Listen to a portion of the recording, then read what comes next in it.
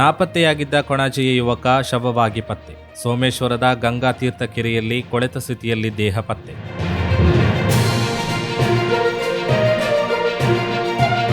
ಕಳೆದ ಸೋಮವಾರ ಬೆಳಗ್ಗೆ ಮನೆಯಿಂದ ಕೆಲಸಕ್ಕೆ ತೆರಳಿ ನಾಪತ್ತೆಯಾಗಿದ್ದ ಕೊಣಾಜೆಯ ಯುವಕನೊಬ್ಬನ ಶವವು ಇಂದು ಬೆಳಗ್ಗೆ ಸೋಮೇಶ್ವರದ ಸೋಮನಾಥ ಕ್ಷೇತ್ರದ ಗಂಗಾ ತೀರ್ಥ ಕೆರೆಯಲ್ಲಿ ಕೊಳೆತ ಸ್ಥಿತಿಯಲ್ಲಿ ಪತ್ತೆಯಾಗಿದೆ.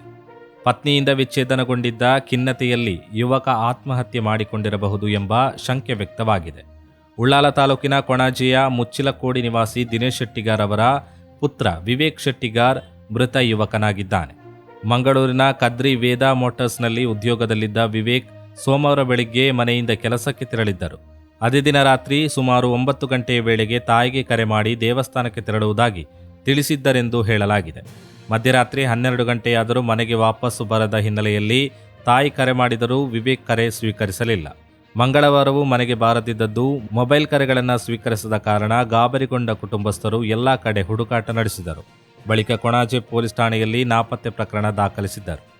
ಇದರ ಮಧ್ಯೆ ಮಂಗಳವಾರ ಬೆಳಗ್ಗೆ ಸೋಮೇಶ್ವರ ಕಡಲ ತೀರದಲ್ಲಿ ವಿವೇಕ್ ಅವರ ದ್ವಿಚಕ್ರ ವಾಹನ ಮತ್ತು ಪಾದರಕ್ಷೆಗಳು ಪತ್ತೆಯಾಗಿದ್ದವು. ನಂತರ ಇಂದು ಬೆಳಗ್ಗೆ ಸೋಮೇಶ್ವರ ಸೋಮನಾಥ ಕ್ಷೇತ್ರದ ಗಂಗಾತೀರ್ಥ ಕೆರೆಯಲ್ಲಿ ಕೊಳೆತ ಸ್ಥಿತಿಯಲ್ಲಿ ಅವರ ಮೃತದೇಹ ಪತ್ತೆಯಾಗಿದೆ. ಮೃತ ವಿವೇಕ್ ವಿವಾಹಿತನಾಗಿದ್ದು ಪತ್ನಿ ಕೆಲ ದಿನಗಳ ಹಿಂದೆ ವಿಚ್ಛೇದನ ಪಡೆದು ಮತ್ತೊಂದು ಮದುವೆಯಾಗಿದ್ದಳು ಎನ್ನಲಾಗಿದೆ.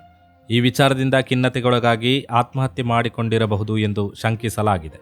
ಮೃತರು ತಂದೆ, ತಾಯಿ ಹಾಗೂ ಏಕೈಕ ಸಹೋದರಿಯನ್ನ ಅಗಲಿದ್ದಾರೆ. ಪ್ರಕರಣದ ಕುರಿತು ಕೊಣಾಜೆ ಪೊಲೀಸ್ ಠಾಣೆಯಲ್ಲಿ ತನಿಖೆ ಮುಂದುವರೆದಿದೆ.